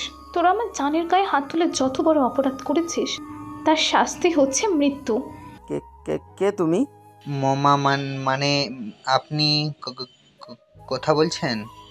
ওরা যখনই আমাকে দেখার পর ওরা চিৎকার করে আমার পা জড়িয়ে ধরে বলে ওঠে, রানী, আমরা চিনতে পারিনি তোমাকে। তুমি যে এই শহরের মাফিয়া কুইন, আমরা বুঝতে পারিনি। আমাদেরকে ক্ষমা করে দাও, আমাদেরকে শেষ একটা সুযোগ দাও। তোদের কথা আমার শুনতে ভালো লাগছে না, তাই আমি হাতে থাকা পিস্তলটা দিয়ে দুটোকে গুলি করি। আর কোনো শব্দ নেই। পাখিরা চিৎকার করে ওখান থেকে চলে যায়। ল্যাম্পপোস্টের নিচে দুটো নিষ্ঠুর দেহ পড়ে রইল। সকালবেলা ঘুম থেকে উঠে ফ্রেশ হয়ে আমি রেডি হয়ে নিলাম ভার্সিটিতে যাওয়ার জন্য। তখনই পত্রিকার কাগজটা হাতে চলে আসে। পত্রিকার কাগজটা হাতে নিয়ে যখন আমি দেখি, আমি তো আকাশ থেকে পড়ার মতো অবস্থা। কারণ ওই দিন ভার্সিটির সামনে যে ছেলেগুলো আমাকে ডিস্টার্ব করেছিল, আজকে তাদের মৃত্যুর সংবাদ এই পত্রিকার মধ্যে লেখা। কারা যেন তাদেরকে মেরে ল্যাম্পপোস্টের ওপরে ঝুলিয়ে রেখেছে। এই কাজটা মাফিয়া কুইন ছাড়া অন্য কেউ করতে পারে না। আমি তো কিছুই বুঝলাম না ওদের সাথে কি শত্রুতা থাকতে পারে। আর ওরা হচ্ছে কি এমপি ছেলে। আমি ফ্রেশ হয়ে নিচে আসলাম। প্রতিদিনের মতো এখনো রাহাত দাঁড়িয়ে আছে। আমাকে দেখে রাগে চোখে বলে ওঠে, গতকাল তুই ভার্সিটিতে আসিসনি, তোর জন্য আমি কতটা ভয়ে ছিলাম, আমাকে কতটা প্রশ্নের সম্মুখীন হতে হয়েছে তুই জানিস না। কেন, তোর আবার কি হলো? তোরে আবার এত প্রশ্ন কে করলো যার জন্য তুই ভয়ে একেবারে কেঁপে উঠছিস? আরে তোর ওই সিনিয়র গার্লফ্রেন্ডটা রানী, ও তো শুধু তোর কথা জিজ্ঞেস করে যাচ্ছে, তুই কোথায় আছিস, কি কালো জাদু করলি রে ভাই যার জন্য এমন করছে? জানি না মেয়েটা কেন আমার প্রতি এমন দুর্বল। আমি তো মেয়েটার জুনিয়র, তারপরে মেয়েটা আমার সাথে এমন কেন করছে? অত শত না বুঝে এখন তুই বাইকে উঠে বস, আমরা আগে ভার্সিটিতে যাই। ক্লাস তো গতকালকে করিসনি, এখন চল। আচ্ছা ঠিক আছে, আগে ভার্সিটিতে যাই। আমি রাহাতের বাইকে উঠে বসি। এরপর রাহাত তার বাইকটা স্টার্ট দিয়ে ভার্সিটির উদ্দেশ্যে রওনা দেয়। প্রায় 10 মিনিট পর আমরা ভার্সিটির ক্যাম্পাসে এসে পৌঁছালাম। আমাদেরকে দেখে ফারজানা এগিয়ে এসে বলে ওঠে, গতকালকে তোমাকে দেখতে পাইনি, কোথায় গিয়েছিলে তুমি? কথার ফাঁকে আমাকে একটা চিরকুট দিয়ে ওখান থেকে চলে যায় ফারজানা। কিছুই তো বুঝলাম না। আমি রাহাতকে দাঁড়াতে বলে একটু সামনে গেলাম। চিরকুটটা খুলে দেখি ওখানে লেখা আছে, ফারজানা হচ্ছে গিয়ে এজেন্ট, ও তোমাকে সাহায্য করবে। তার মানে ফারজানা একজন সিআইডি কমিশনার। মনে হয় ফারজানাকে পাঠিয়েছে আমাকে সাহায্য করার জন্য। সঠিক সময়ে মনে হয় সবকিছু তৈরি করে রাখবে নিয়ে আসার জন্য। আমি কাগজটা নিয়ে পকেটে ভরে নিলাম আর মনে মনে ভাবছি। তখন পেছন থেকে কেউ বলে ওঠে, রকি, তোমার সাথে আমার কিছু কথা আছে, তুমি কি এখন ফ্রি আছো? পেছনে তাকাতেই আমি অবাক হয়ে গেলাম। কারণ যে মেয়েটাকে আমি আগে সবসময় দেখতাম প্যান্ট আর শার্ট পরা অবস্থায়, আজকে সেই মেয়েটা একটা শাড়ি পরে আমার সামনে আসছে। মেয়েটাকে দেখে আমি যেন চোখ সরাতে পারছি না। কি এক অপরূপ সুন্দরী লাগছে আজকে মেয়েটাকে। মেয়েটার চোখ দুটো যেন মায়ে ভরা। আমি তো 1 মিনিটের মধ্যে মেয়েটার ওই চোখের মায়ে হারিয়ে গিয়েছি। তখন মেয়েটা আমাদের উদ্দেশ্যে বলে ওঠে, রকি, চলো না আমরা ওখানে গিয়ে কথা বলি। আমি রাজি হয়ে গেলাম। কারণ যার জন্য এখানে আমার একটা মিশন, সে যদি এভাবে বলে তাহলে রাজি না হয়ে থাকা যায় নাকি? আচ্ছা বলো তো, আমাকে শাড়িতে কেমন লাগছে? আসলে নারীতে সবসময় শাড়িতে মানায়, অন্য কিছুতে না। আর তাদের ব্যবহার হতে হয় একদম কোমল। তুমি যা বলবে আমি তাই শুনবো। আমি সব কিছু ছেড়ে দেব, আর এসব করব না। আমিও চাই আপনি ভালো হয়ে যান। তুমি আমাকে আপনি করে কেন বলছো? আপনি তো আমার থেকে সিনিয়র, তাহলে আমি আপনাকে তুমি করে তো বলতে পারবো না। প্লিজ দয়া করে তুমি আমাকে আপনি করে বলো না। আমি তোমাকে ভালোবাসি আর আমি তোমার জন্য সব কিছু করতে পারবো। প্লিজ, তারপরও তুমি আমাকে আপনি করে বলবে না। মেয়েটা কথাটা বলে কান্না করে দিল। তা আমি মেয়েটাকে বললাম, কিন্তু আপনি তো আমার সিনিয়র। কি হয়েছে? সিনিয়র জুনিয়রের কখনো কি ভালোবাসা হয় না? আমাকে কি ভালোবাসা চায় না? হবে না কেন? আমি তা বলছি না, অবশ্যই হয়। আর আপনি দেখতেও তো খারাপ না।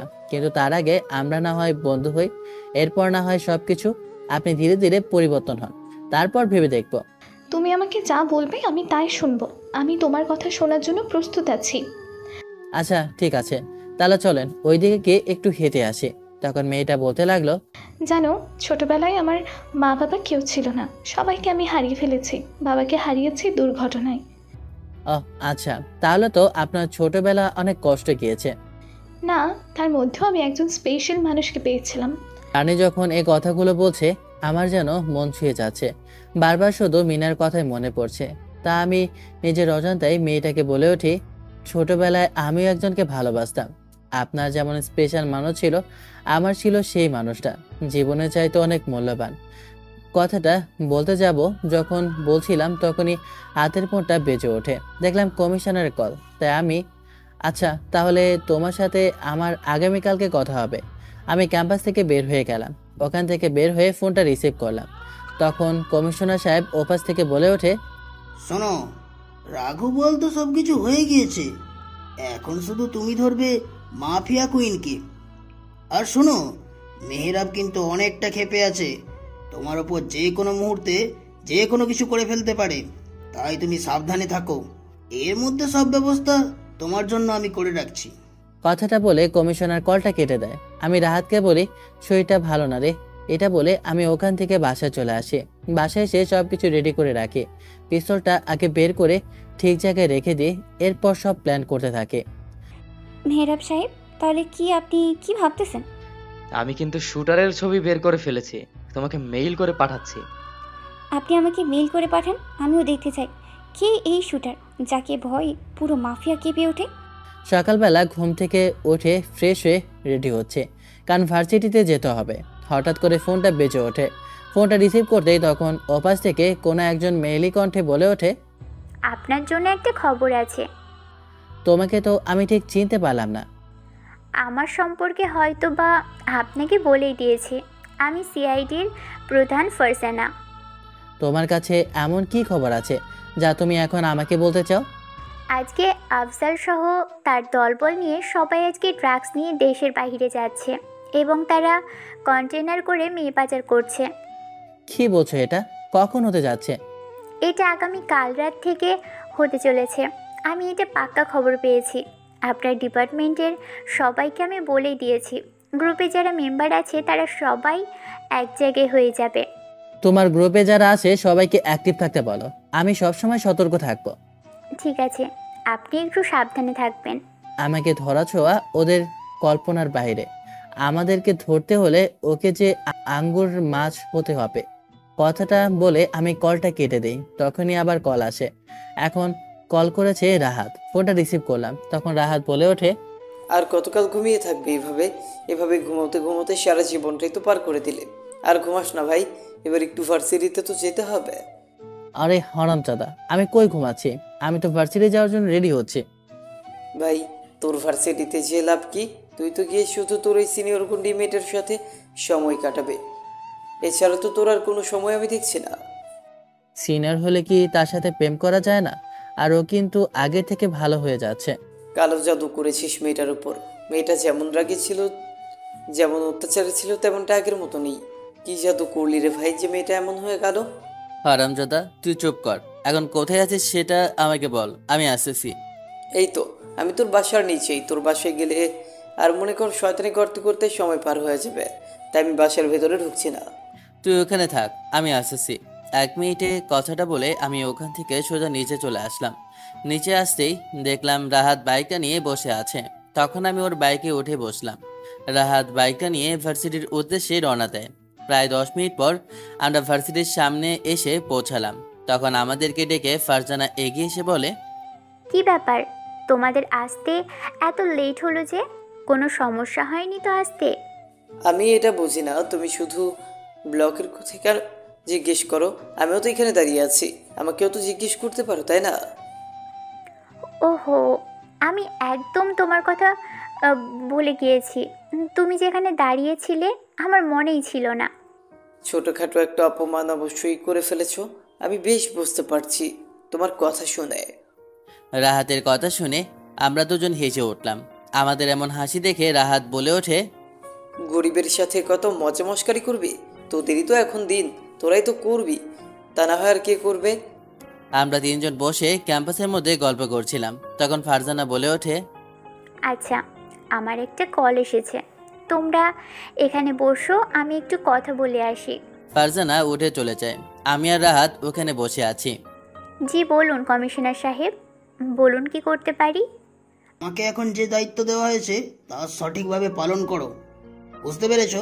মন দিয়ে চেষ্টা করো, কাজে কোনো ঘাটতি না হয়।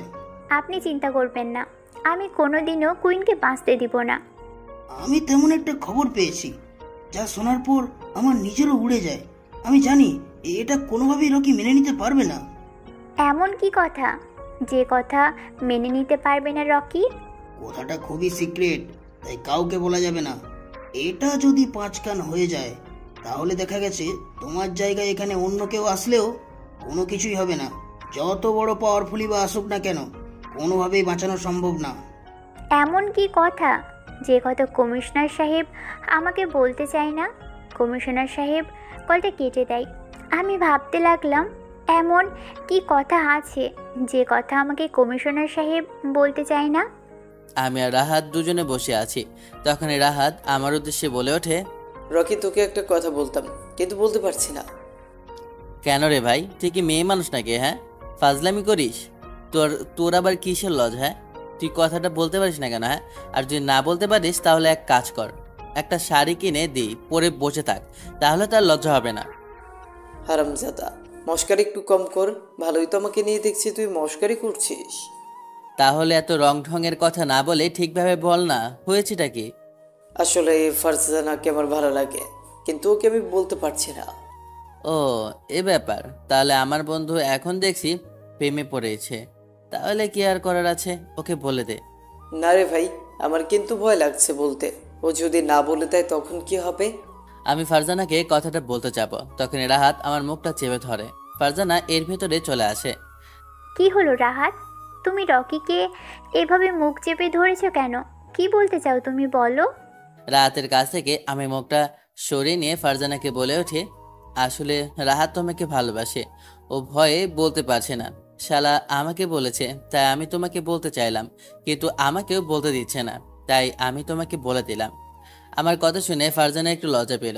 তার মানে ফারজানা রাহাতকে পছন্দ করে। ফারজানা তো জানে রাহাত কমিশনারের ছেলে। এর মধ্যে তখন রানীর যে বান্ধবীটা আছে নেহা, ওটা আমাদের সামনে আসে আর বলে ওঠে, তোকে রানী যেতে বলেছে, তোর জন্য অপেক্ষা করছে ক্যাম্পাসের বাইরে। ভাই তুই এবার যা, প্রেম বিনোদন কিছু করে আয়। তোর সিনিয়র বান্ধবীর বলে কথা, একটু ঘুরে আয়। নেহা নামের মেয়েটা কথাটা বলে ওখান থেকে চলে যায়। মেয়েটা কেমন জানি না রহস্যময় একটা হাসি দিয়ে চলে যায়। কিরে দাঁড়িয়ে রইলি কেন? পরে তো আবার সিনিয়র আপু তোকে ধরে বেঁধে নিয়ে যাওয়ার জন্য সবাইকে পাঠিয়ে দিবে। যা যা, তাড়াতাড়ি যা। আমি ওখান থেকে সোজা ক্যাম্পাসের সামনে গেলাম। দেখলাম রানী একটা শাড়ি পরে দাঁড়িয়ে আছে। আমাকে দেখে বলে ওঠে, আজকে তোমাকে অনেক সুন্দর লাগছে। ধন্যবাদ, তোমাকেও আজকে অনেক সুন্দর লাগছে। চলো আজকে ঘুরে আসি। আমি কিছু বললাম না, শুধু ভাবছি কেন আমার প্রতি এমন দুর্বল। চুপ দেখি, যাবে না? হ্যাঁ চলো যাই। কেন জানি না ওর প্রতি আমি দুর্বল হয়ে যাচ্ছি। এমনটা কেন হচ্ছে নিজেও জানি না। খুব ইচ্ছে করছে তোমাকে বুকে জড়িয়ে বলতে, আমি তোমার সেই মিনা। তোমাকে আমি এতদিন ধরে অনেক খুঁজেছি, কিন্তু কোথাও পাইনি। আজকে আমার চোখের সামনে থাকা সত্ত্বেও তোমাকে বলতে পারছি না। কেমন ভাবতেছো তুমি? না কিছু না, চলো একটু আমরা সামনে পার্কে গিয়ে ঘুরে আসি। কেন জানি না মেয়েটাকে আমার খুব চেনা লাগে, মনে হয় আমার খুব কাছের একজন মানুষ। কিন্তু কি করে, এমনিতে আমার সিনিয়র, তারপর ও হচ্ছে মাফিয়া কুইন। ওকে আমার এমন আপন লাগার কারণটা আমি খুঁজে পাচ্ছি না। এমন কোনো মেয়ের প্রতি ফিলিংস আসেনি যেমনটা ওর প্রতি আসে। বুঝতে পারছি না এমনটা কেন হচ্ছে। জানো রকি, আমার খুব ইচ্ছে ছিল আমি আমার প্রিয় মানুষটার হাত ধরে এভাবে দুজন হাঁটবো, কিন্তু সেই এখনও আমার ইচ্ছেটা পূরণই হলো না।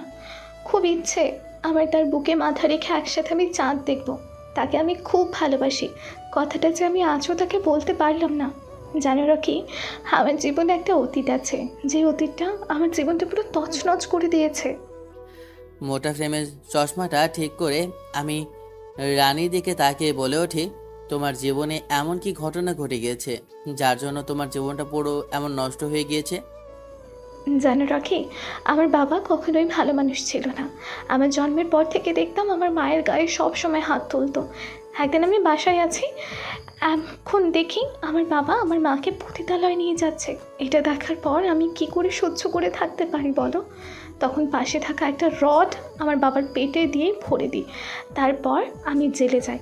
জেল থেকে প্রায় 10 বছর পরে আমি ফিরি, কিন্তু আমি আমার অতীতের সেই মানুষটাকে খুঁজে পাইনি। জানো না তুমি কতটা কষ্ট পেয়েছি। আমাকে জেলে থাকা অবস্থায় সেই অন্ধকার জগৎ চেনানো হয়েছে। আমি চিনতে শিখেছি কিভাবে বেঁচে থাকতে হয়। ওখান থেকে আমি হয়ে উঠেছি এক নিঃশৃঙ্খ মানুষ। তোমাকে এসব কথা বলছি কারণ আমার প্রিয় মানুষটার চেহারা ঠিক তোমার মতোই দেখতে। রানীর কথাগুলো কেমন জানি না আমার সেই অতীতের কথার সাথে মিল যাচ্ছে, কিন্তু তার অতীতটা ভিন্ন। সেই অতীতের মধ্যে আছে শুধু হিংসা, ঘৃণা আর রহস্য। আমার অতীতে শুধু ছিল সুন্দর একটা ফুটফুটে বাচ্চা মেয়ে আর একটা বাচ্চা ছেলে, যাদের মনে ছিল না কোনো পাপ। আমি এসব ভাবছিলাম, তখনই হঠাৎ করে আমার ফোনটা বেজে ওঠে। ফোনটা রিসিভ করলাম, তখনই ওপাশ থেকে কমিশনার বলে ওঠে, তোমাকে বলা হয়নি যে আজকের মিশনের কথা? আজকে সন্ধ্যায় কিন্তু মিশনটা কমপ্লিট করতে হবে। তাড়াতাড়ি তুমি ক্যাম্পাস ছাড়ো, বাসায় চলে আসো। আচ্ছা ঠিক আছে, আমি আসতেছি। কোনো সমস্যা হয়েছে নাকি? না, তেমন কোনো সমস্যা হয়নি। আসলে তোমার রাহাতের বাবা কল করেছে, ওর বাবা নাকি অসুস্থ, তাই আমাকে যেতে হবে। রাহাতের বাবা লালন পালন করে বড় করে, আমি ওনার কাছে মানুষই, বলতে গেলে দ্বিতীয় সন্তান। আমি যখন বসে শিখে যাই তখন রাহাতের বাবা আমার জন্য একটা বাড়ি করে দেয়। আমি সেই বাড়িতে সব সময় একাই থাকি। আচ্ছা ঠিক আছে, সাবধানে যাও। আগামীকালকে তোমার সাথে কথা হবে। আগামীকালকে তো ক্যাম্পাস বন্ধ থাকবে, তাহলে কি কথা হবে? তোমাকে আগামীকালকে আমি একটা কথা বলতে চাই, যে সত্য কথাটা তুমি শুনলে অনেক খুশি হবে। এমন একটা গোপন কথা আছে। আচ্ছা সমস্যা নেই, আমি আগামীকালকে আসবো। কথাটা বলে ওখান থেকে আমি হাঁটা ধরি। মনে মনে বলছি আমিও আগামীকালকে তোমাকে ধরে নিয়ে যাব, তোমার খেল শেষ করে ফেলবো। তুমি অনেক মানুষের জীবন নিয়েছো। কথাটা বলে আমি বাসায় যেতে লাগলাম। মেহরাব সাহেব আমাকে মেইল করে যার ছবি দেয় তা দেখে তো আমার পায়ের নিচ থেকে মাটি সরে গেল। বস, আপনি যা দিয়েছেন তা কি সত্যি? আমার তো কোনোভাবেই মনে হচ্ছে না।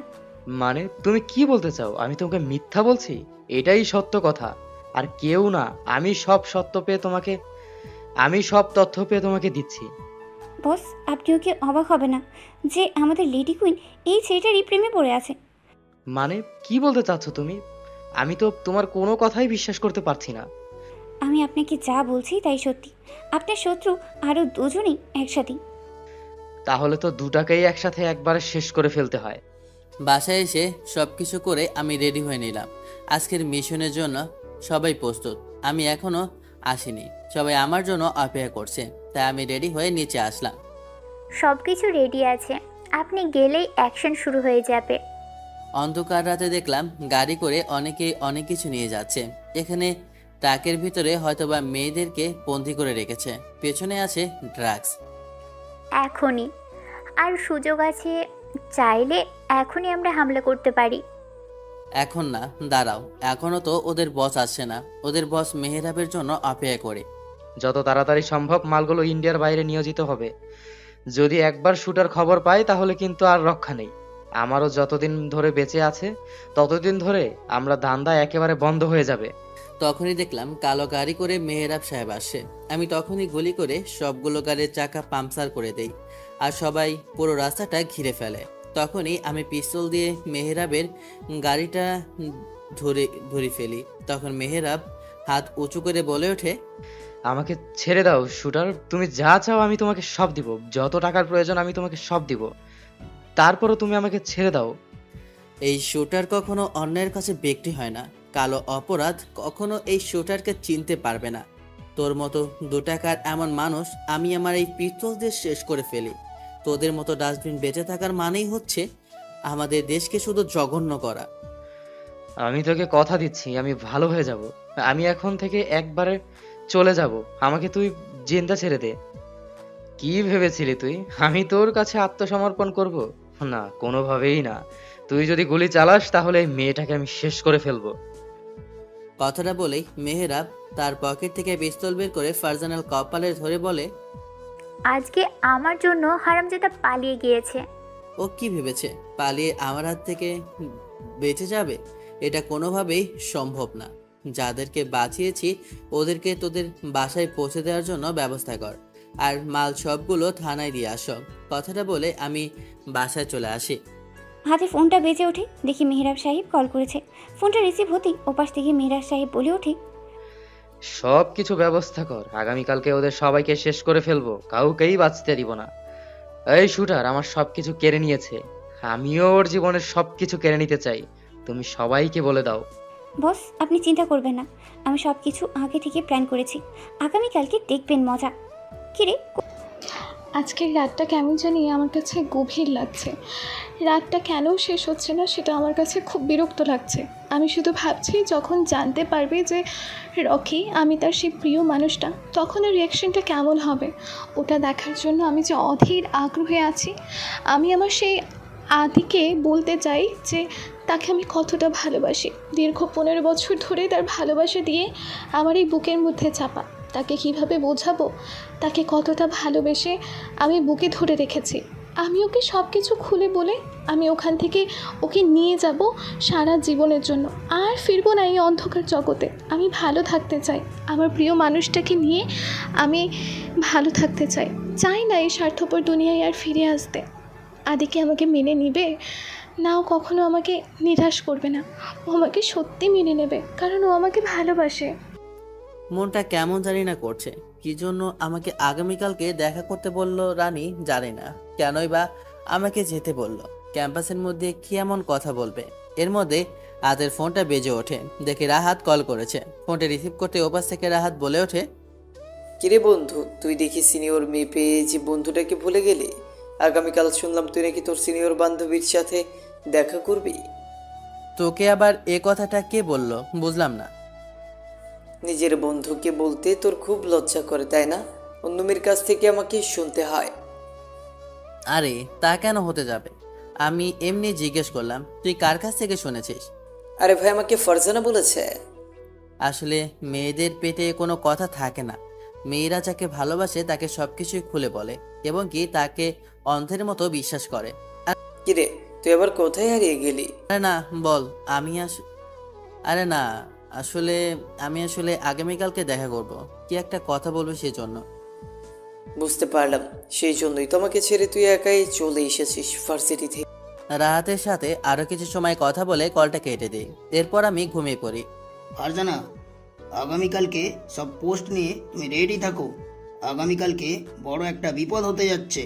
রকির ওপর যেন কোনো বিপদ না আমি দেখতে পাই, কারণ রকি আমার দ্বিতীয় সন্তান। ওকে ছোটবেলা থেকে অনেক আদরে আমি বড় করেছি। রাহাত যেমন আমার সন্তান, ঠিক রকিও আমার সন্তান। আমি দুজনকে অনেক ভালোবাসি, তাই আমি চাই না আমার সন্তানের কোনো ক্ষতি হোক। ঠিক আছে স্যার, আপনার ওটা নিয়ে চিন্তা করা লাগবে না। আমি সব কিছু আগে থেকেই রেডি করে রেখেছি। আপনি এসব নিয়ে চিন্তা করবেন না একদমই। আমি আগামীকালকে সব কিছু রেডি করে রাখতেছি। আগামীকালকে আমার শেষ দিন, যে কোনো মুহূর্তেই যে কোনো কিছু ঘটে যেতে পারে, তাই পিস্তলটা সাথে নিয়ে নিই। সারা রাত ঘুমাইনি। ভোরের আলো পড়তে আমি বের হয়ে যাই ক্যাম্পাসের দিকে। না, এখনও মনে হচ্ছে ও ঘুমোচ্ছে, তাই আমি ওকে আর কল করলাম না। ক্যাম্পাসে গিয়ে ওর জন্য অপেক্ষা করতে লাগলাম। আমি ঘুমিয়ে আছি, তখনই হাতের ফোনটা বেজে ওঠে। ফোনের স্ক্রিনে তাকিয়ে দেখি রানী কল করেছে। ফোনটা রিসিভ করলাম, তখন ওপাশ থেকে বলে ওঠে, তোমার যে আজকে আসার কথা ছিল, তুমি কি আসবে না? মনে পড়ে গেল গতকালের কথাটা। আমার যে দেখা করার কথা ছিল রানীর সাথে, তাই আমি ওয়াশরুমে গিয়ে ফ্রেশ হয়ে রেডি হচ্ছি ভার্সিটিতে যাওয়ার উদ্দেশ্যে। আজকে রাহাত আসবে না। আমি একাই চলে গেলাম। পুরো ক্যাম্পাসটা নিস্তব্ধ, কোনো জনশন মানুষ নেই, কারণ আজকে ক্যাম্পাসটা বন্ধ। এই বন্ধ ক্যাম্পাসের মধ্যে আমাকে কি এমন কথা বলবে রানী জানি না। তখনই দেখলাম ক্যাম্পাসে গাছের নিচে দাঁড়িয়ে আছে রানী। আমি কাছে যেতেই আমার উদ্দেশ্যে বলে ওঠে, তুমি এসেছো? তোমার আসতে কোনো সমস্যা হয়নি তো? ওকে ধরার জন্য আমি আজকে এসেছি, কিন্তু ও আমাকে আমার কোনো সমস্যা হয়েছে কি না এসব বিষয় নিয়ে জিজ্ঞেস করছে। আসলে মেয়েটা কি চাচ্ছে আমার কাছ থেকে? মেয়েটা যখনই আমার সাথে কথা বলে আমার কোনোভাবে মনে হয় না এই যে সেই অপরাধী। না, আমার আসতে কোনো সমস্যা হয়নি। আমি তোমাকে এমন একটা কথা বলতে চাই যে কথাটা শুনলে তুমি অনেক খুশি হবে। আমি তোমার কাছে এমন একটা সত্য কথা জানতে চাই। যখন আমি কথাটা বলবো তখনই দেখলাম মেহরাবের লোক এসে আমাদের দুজনকে ঘিরে ফেলে। কি রে, কি ভেবেছিস এখান থেকে পালিয়ে চলে যাবি তোর আশিককে নিয়ে? কোনোভাবেই না, তোকে কোনোভাবে আমি এখান থেকে পালিয়ে যেতে দিব না। মেহরাবের লোকেরা আমাদেরকে ঘিরে ফেলে এবং কি ওরা মাথায় পিস্তল ধরে ফেলে। আপনি যেটা করছেন এটা একদমই ঠিক করছেন না। পকেটে পিস্তলটা আমার হাতে নেই, কি করব কিছু বুঝে উঠতে পারছি না। কি ডেভিল কুইন, তুমি চিনতে পারছো তোমার সামনে যে লোকটা দাঁড়িয়ে আছে তাকে তুমি এখনো চিনতে পারলে না? মেহরাব সাহেবের কথা ঠিক আমি বুঝতে পারলাম না। উনি কি বোঝাতে চাইছে আমাকে? আপনি কি বলতে চাচ্ছেন? আপনাকে আমি শেষবারের মতো বলে দিচ্ছি, যদি রকির গায়ে একটা ফুলের টোকাও লাগে তাহলে কিন্তু আমি আপনাকে ছাড়বো না। তাই নাকি? যাকে মারার জন্য আমি তোমাকে এতগুলো টাকা দিয়েছি, এখানে পাঠিয়েছি, আর তুমি তাকেই বলছো বাঁচাবে? তোমার কথা শুনে আমার খুব হাসি পাচ্ছে ডেভিল কুইন। তোমার সামনে যে লোকটা দাঁড়িয়ে আছে সে তোমাকে আগে থেকে জানে তুমি যে এই জগতের মাফিয়া কুইন। আমি হতবাক হয়ে শুধু সামনে দাঁড়িয়ে থাকা রকির দিকে তাকিয়ে রইলাম। এমন সহজ সরল মানুষটা যার কথা মেহরাব সাহেব বলছে। তুমি ঠিক ধরেছ, তোমার সামনে যে দাঁড়িয়ে আছে সে তোমাকে জানে তুমি যে কে, কিন্তু তুমি জানো সে তোমার ভালোবাসার মানুষ না, সে শুটার। যাকে তোমাকে আমি মারার জন্য বলেছি সে তোমাকে আইনের আয়ত্তে নিয়ে যাওয়ার জন্য এখানে এসেছে।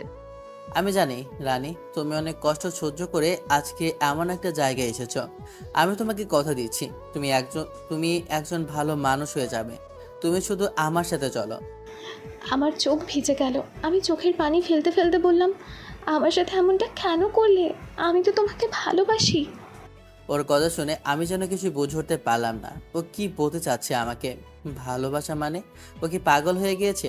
তখনই আমাকে অবাক করে দিয়ে মেহেরাব বলে ওঠে, কি মিস্টার শুটার, তুমি বুঝতে পারছো না তোমার সামনে এখন কে দাঁড়িয়ে আছে? তুমি দীর্ঘ 15 বছর ধরে যার অপেক্ষায় ছিলে, তোমার মিনা, যাকে তুমি এতটাই ভালোবাসো।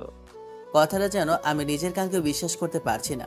আমার যেন পায়ের নিচ থেকে মাটি সরে যাচ্ছে, কারণ আমার সামনে যে দাঁড়িয়ে আছে সে নাকি আমার ছোটবেলার মিনা।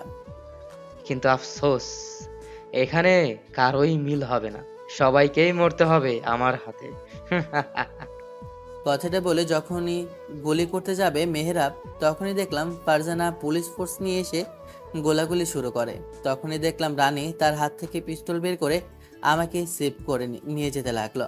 আমি শুধু এক দৃষ্টিতে ওর দিকে তাকিয়ে রইলাম। ও আমার হাত ধরে আমাকে ওখান থেকে নিয়ে যেতে লাগলো। আমি তখন ওকে জিজ্ঞেস করলাম, তুমি কি আমার মিনা? আমার পুরনো আদি যেন আমাকে জিজ্ঞেস করছে। আমি মাথা নাড়াবো, ঠিক তখনই নেহা বলে ওঠে, কিরে, কোথায় যাচ্ছিস তুই? নেহা, আমি আমার আদিকে খুঁজে পেলাম। আমি আমার আদিকে নিয়ে চলে যাচ্ছি, তুই ভালো থাকিস। কথাটা বলে ওকে নিয়ে যখন আমি দৌড়াবো তখনই পেছন থেকে একটা গুলি আসে। বলি, এটা আমার পিঠে গিয়ে লাগে। পেছনে ফিরে দেখি নেহা আর হাসতে হাসতে বলে, তুই বেঁচে থাকলেই আমি যে কোনোদিনও এই কুইন হতে পারবো না রে। পেছন থেকে পিস্তলটা বের করে ওকে একটা গুলি করি। ওর সাথে সাথে মাটিতে লুটিয়ে পড়ে। একটিবার আমাকে বলতেই তোকে সব কিছু দিয়ে দিতাম, তোকে নিজের বোনের থেকেও বেশি ভালোবেসেছি। দীর্ঘ 15 বছর পর আমি আমার প্রিয় মানুষটাকে পেয়েও যেন হারিয়ে ফেলছি। আমার সামনে আমার প্রিয় মানুষটা গুলিবিদ্ধ হয়ে পড়ে আছে। আমি তো হাউমাউ করে কান্না করতে লাগলাম। তখন মিনা তার কাছ থেকে লকেটটা দিয়ে বলে ওঠে, আজও তোমাকে ভালোবাসি, তাই তো তোমার দেওয়া শেষ স্মৃতিটা আমি এখনও নিজের কাছে বঞ্চিত করে রেখেছি। কথাটা বলে আমার রানী এখানেই নিঃশ্বাস ত্যাগ করে। আমি যেন নিজের চোখে বিশ্বাস করতে পারছি না। কান্নায় আমার চোখ যেন আর বুকটা যেন ফেটে যাচ্ছে। তখনই কালো অন্ধকার মেঘ হয়ে বৃষ্টি বর্ষণ শুরু হয়। তোমাকে বলছি রানী, শোনো, একবার চোখ খোলো, একবার শুধু আমার দিকে তাকাও। তুমি তো বলেছিলে কোনোদিনও আমাকে ছেড়ে যাবে না, কিন্তু আজ আজ তুমি চুপ কেন? চারপাশে বজ্র গর্জে ওঠে, বৃষ্টি আরো জোরে নামে। দেখছো বৃষ্টি কেমন নেমেছে? যেন আমার কান্না শুনে আকাশটাও কাঁদছে। এই আকাশ, এই বাতাস, এই প্রকৃতি সবাই জানে আমরা কতটা ভালোবাসতাম একে অপরকে। আজ আমার বুক ফেটে যাচ্ছে, আমি ভেতর থেকে চিৎকার করছি, কিন্তু তুমি শুধু চুপ করে আছো। জানো, এই সমাজ, এই লোকেরা, ওরা কোনোদিন আমাদের ভালোবাসাকে বুঝতে চায়নি। শুধু বলেছিলে একদিন সব ঠিক হয়ে যাবে, আমরা একসাথে হব। কিন্তু সময় সময় তো আমাদের পক্ষে আসেনি। এই সমাজ, এই মানুষগুলো আমাদের খারাপ বলছে, আমাদের বিচার করছে, তবে আমাদের হৃদয়ের কথা বুঝতে যায়নি কেউ। আসলে আমরা কেউ খারাপ হয়ে জন্মাই না রানী, আমাদের খারাপ হতে বাধ্য করে এই সমাজ, এই নিষ্ঠুর নিয়ম, এই ঠুনকো সম্মান আর মুখোশধারী মানুষ। তাদের চোখে আমাদের ভালোবাসা অপরাধ, তাদের স্তব্ধতার সঞ্চয় আমরা শুধু ভুল। আমার চোখে পানি ঝরে পড়ছে রানীর মুখের ওপর। রানী, বলো, এটাই কি প্রকৃতির নিয়ম? ভালোবাসা জন্মায় শুধু শেষ না হওয়ার জন্য। তুমি আমি একসাথে স্বপ্ন দেখেছিলাম, একটা ছোট্ট ঘর, একটু শান্তি, একটু ভালোবাসা। তবুও কি পেলাম আমরা? একটা অসমাপ্ত গল্প, একটা রক্তাক্ত বিদায়, আর কিছু কান্না। আজ তোমার নিঃশেষ দেহটা আমার সামনে পড়ে আছে, আর আমি কিছুই করতে পারছি না। ক্ষমা করো রানী, আমি তোমাকে রক্ষা করতে পারিনি। আমার ভালোবাসা আজ হেরে গেছে সমাজের নিয়ম, সময়ের নিষ্ঠুরতা আর কিছু মুখোশধারী মানুষের কাছে। আমি রানীর কপালে চুমো খাই। তুমি বলেছিলে আজও ভালোবাসি, আমি তো এখনো ভালোবাসি রানী, আজ, এখন, এই মুহূর্তে। আর যতদিন বাঁচবো শুধু তোমার ভালোবাসা বুকে নিয়ে বাঁচবো। পেছনে বজ্রপাত, চারপাশে বৃষ্টিধারা আরো গাঢ় হতে লাগলো। আজ আকাশও বোঝে রকি আর রানীর ভালোবাসাটা অপূর্ণ রয়ে গেল। এ কেমন প্রকৃতির নিয়ম! গল্পটা অপূর্ণ রইল। এমনটা না যে সব ভালোবাসায় পূর্ণতা পাবে, কিছু কিছু ভালোবাসা অপূর্ণতা থাকাই দরকার, না হলে মানুষ কি শিক্ষা পাবে। গল্পটা এখানে শেষ করলাম। কেমন হয়েছে অবশ্যই কমেন্ট করে জানাবেন। আল্লাহ হাফেজ, ভালো থাকবেন সবাই, সুস্থ থাকবেন আর আমাদের জন্য দোয়া করবেন।